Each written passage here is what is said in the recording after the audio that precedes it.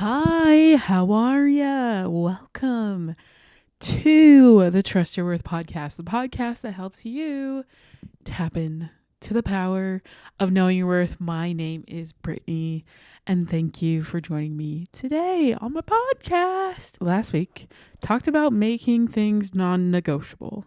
And I hope that as you did the worth work, when you picked one thing to do, that no matter what you were going to do, you were able to build trust in yourself.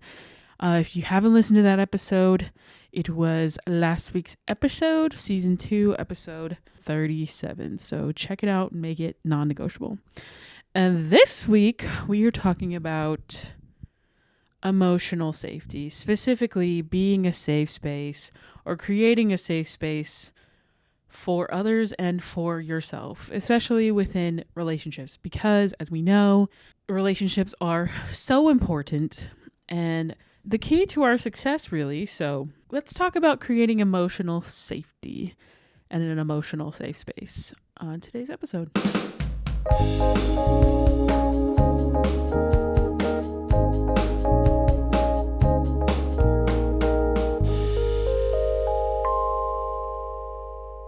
Okay, the reason I was inspired by this is because I saw a post that inspired me. Basically, it said, what if we measured our success with how many people felt safe with us? And I was like, oh my gosh, am I a safe space for others? And I do think I am. I try to be. And I hope that you are a safe space for others, that others can come to you. I think part of it is within my nurturing personality that I do feel happier when I'm able to serve. This also led me to struggle a bit with people pleasing throughout my own life. And the key to success when you are a people pleaser is being able to set boundaries, that people can interact with you within the parameters that you've set. But also, like, what an honor and a privilege to be someone's safe space. Think about the people that you know and that you love who are your safe space, that create that environment, especially emotional safety, where you can literally be yourself with someone.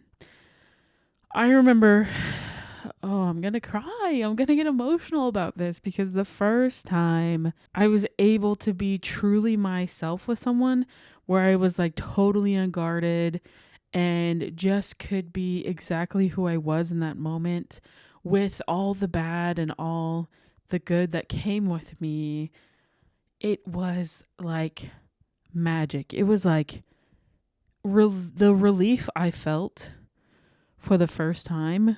Oh my goodness. I've gotten pretty close with a couple friends and but I feel like the first time for me where I felt really, really safe was with one of my best friends, Jeannie, and we are still best friends today. I love her so much. She saved my life. She really did. I'm so grateful for her. And I'm so grateful that we got to spend some time together when we were both in college. I was barely in college. She was an excellent student. I didn't even graduate.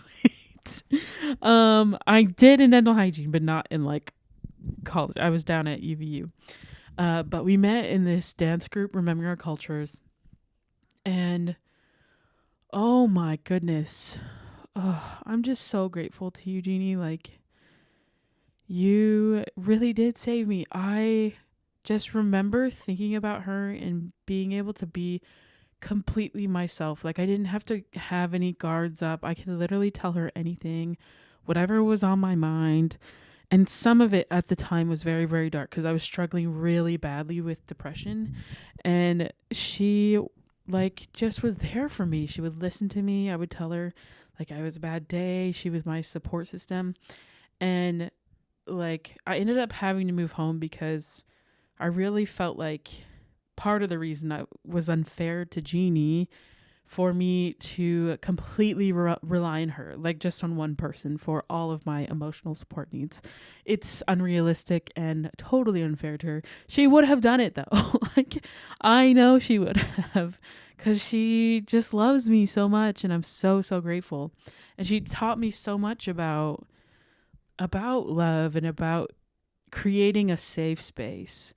And I think part of it was she let me be goofy and adventurous. And I never felt like judged by her. She has this amazing ability to be inclusive. And I think part of it was she was such an active listener. I think that's a great key to creating an emotional safe space, is that you really have to be a good listener, and you have to listen without judgment, even though it's hard. And like, don't offer solutions or opinions until you're asked to, or like try and solve. I still have problems with that, where I just like, well, what if you did this, or what if you did that? Like, I just try and solve the problems when they don't need me to solve the problems. I just have to listen. Anyways, this is just an example of someone who was an emotional safe space for me. But when I tell you the relief of just being, of not having your guards up, like, what a gift. I honestly think that's a rare thing to find. I feel like there's 5 people I've known ever that have really like let me be authentic, and that I don't have to put my guard up for, which I'm so grateful for. And it's just such a gift to let your guard down and to not have your armor up or any sort of like protection around those amazing people. So I think it's important that you find not just one, but a group maybe, or like a place that you find emotional safety in someone, especially like if you have a romantic partner. Like, they should be your emotionally safe space. You should be able to be completely yourself and not feel judged by your romantic partner. This concept though can apply to friendships, and I hope it does, that you have deeping, meaningful friendships, because, you know, a romantic relationship isn't the end all be all, and I don't think it should be. I also think that you need to have a support system that includes more than your romantic partner, because life is so much richer with when you're surrounded by amazing people. So you can fill your community with these people that provide emotional safety, especially like when one person can't realistically be there for you all the time. So it's important to have many safe spaces. Just one other caveat before we get into the nitty-gritty of emotional safety. I do have an article which I'm going to link onto the show notes that I got this information from. Something that I think it's important to mention before we get into creating an emotional safety and an emotional safe space for someone is that not everyone is a good candidate to become a safe space for you. There are people who care about you and love you so much, but they also can just be not the right person for you to be vulnerable with. That emotional safety is not in the cards for that relationship. Like, I wish that could be true for all of your loved ones and friends. Sometimes I find it, especially within family units, like, there's different levels of emotional intelligence within families sometimes. There could be cycles of abuse that create maybe parents who just don't have the skills to become an emotional safe space. Even though they love you so much, you might have people who love you who just like cannot be there for you because of their upbringings maybe, or just like they haven't worked through their emotional turmoil or whatever. So remember that both can be true. Somebody can love you, but they can be totally wrong for you to create a safe space with them. And that's okay. And I want to share this quote. This is Shiva M. Now. I'm going to post this as well. But quote, "Not everyone needs to be cut off to protect your peace. Some people can simply be met where they are. Others can be placed at a distance, and some can receive a different version of you.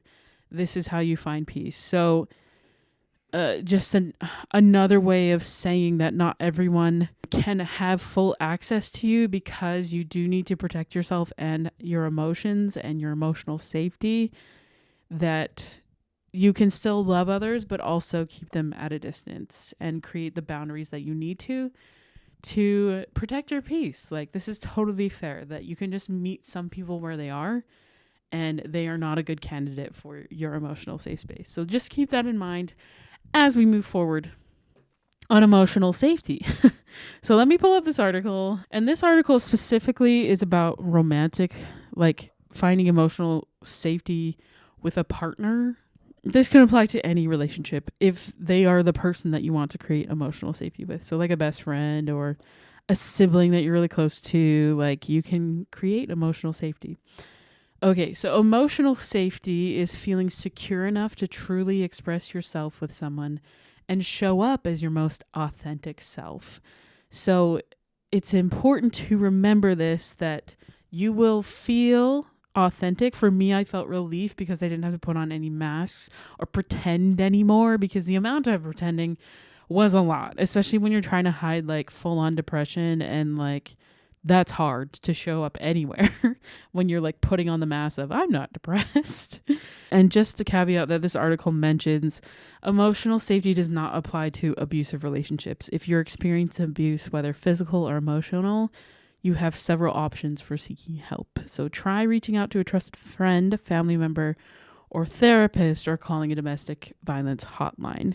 So when you're in fight or flight mode, then you probably are not going to be able to reach a place of emotional safety in that relationship. So if you're experiencing abuse, please get the help you need. And the things that we're talking about will not help in an abusive relationship. Okay, so what are some of the benefits of emotional safety? Well, you feel valued, you feel loved, you feel important. You can truly be yourself without judgment. I think that's one of the key factors that you'll recognize when you feel emotionally safe with someone. You can show your weaknesses without being taken advantage of. And that's really important, that somebody doesn't take your mistakes and throw them back in your face, or like judge you for like, oh, that was so stupid. Like, what were you thinking? If you're hearing language like that, that's not a place of emotional safety. And you feel seen and you feel understood. So sometimes it can just be hard. Like, as humans, we're not perfect and we may not get it right the first time in helping others to feel seen or heard. So if that's happening, you might need to communicate your needs a little more clearly. So, for example, I was so nervous to ask my friends for hugs because I'm like, that's too much love, and like it's annoying to ask for what I need. But no, if I need a hug now, I just ask for it. I'm not afraid to anymore. But I can't, like, they couldn't read my mind and they could tell something was wrong. And so, like, yeah, you may need to communicate more clearly what you're needing from someone to feel seen and to feel heard and understood. So sometimes I just needed a hug and I just have to ask for it. So I love this quote that they put in here from Brene Brown, who is just like my queen. She's a research professor of social work. Like, so she knows a lot about relationships and tells a lot of great stuff. So on connection, she says this, quote, "I define connection as the energy that exists between people when they feel seen, heard, and valued, when they can give and receive without judgment, and when they derive sustenance and strength from the relationship." So the energy is going to be palpable. Like, when you feel seen and heard, you're going to feel replenished and rejuvenated. You're going to feel like, she talks about the sustenance that you can like get your needs filled, like get your cup filled with these types of relationships, that you get sustenance, emotional sustenance from an emotionally safe relationship. So 7 ways to create emotional safety in your relationship. The first one is to respect boundaries and consent. So it's just being able to communicate what you want and need and expect from the other person in the relationship. So boundaries can be physical, sexual, intellectual, emotional, or financial, all critical to nurturing respect in a healthy relationship. So some examples would be honoring what is important to you, sharing personal information gradually. I think that's important. We don't want to like trauma dump on someone. That's not a good idea. It's okay to be vulnerable, but like do it within steps, because the person has to show that you can trust them. So if you tell them everything and all of a sudden you hear it back from a random person, then like they didn't like respect you or keep your feelings safe. Like you need to make sure you can trust that person before you're sharing like your whole life story with them.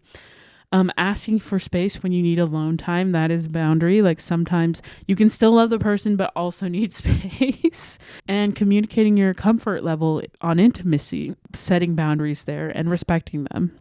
It's very important. Number 2, pay attention to nonverbal cues. So body language is essential for safety. Are they facing you? Are they looking at you? Are they actively listening? Like, how are you feeling when you're sharing your deepest, darkest feelings to someone else? Do you feel safe? Are you terrified? And do you regret it after? Like, if you regret it after, then that probably wasn't the right person to tell those feelings to. So just recognize how you're feeling and pay attention to how your body's feeling and like what it's communicating. Like, are you moving forward, leaning forward to listen? Are you feeling safe physically with that person? And then this leads into the next one, which is number 3, being an active listener, which is so important. So being able to set aside your distractions. So the phone's away, you're not watching TV, you're not half listening, you're fully intent, you're making eye contact. You're repeating back what they said just to make sure you understand.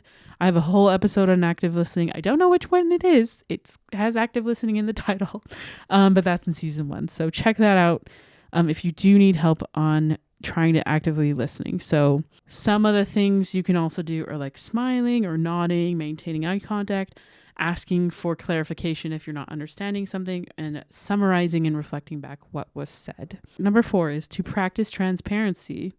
So this is an important part of building trust and emotional safety. I think especially within romantic partnerships that you're communicating like what you're doing and you're just being transparent, and you're not like, I don't know, creating situations where your partner feels unable to ask you about like maybe what you're doing or what's important to you. So just having a general openness about your thoughts and feelings, like, oh, I did not like when we met with that person. I don't think that person is good for us, and this is why. Or like not locking your phones, or just like kind of trusting your partner, which leads into the next one, which is giving your partner the benefit of the doubt. So thinking well of them and thinking that they're trying their best, and trying not to judge them when they tell you crazy things or crazy stories. And recognize that like maybe they've done something in the past, but that they can change. And if their behavior is exhibiting signs that they have changed, then trusting that and trusting your partner. And noting that you may disagree with them, but not being confrontational about it. So if your partner or your friend just brings up something like, oh, I do not agree with what you said, but like it doesn't mean I love you any less. Like that's totally fair for you to have an opinion on that, or like that you don't like that. Like that's okay. That's cool. Like we can still move forward. Disagreeing, but like not in a confrontational way. Being cool with it and trying not to judge each other for their choices that may upset you. Unless they're actively like hurting you, that's different. But like, I don't know, just like I love Interstellar, for example, and I just don't like it. And that's a difference of opinion, but I'm not judging them for disliking it. Maybe I am a little bit or not liking it or whatever. But you get what I'm saying, hopefully. Okay, and then the next one is to foster accountability and follow through. So making sure that you're dependable, that you're doing what you say you will, keeping your promises to each other. So if you say, hey, can you not share this with anybody? If somebody says that, automatically lock that in the vault. You're not telling anyone else.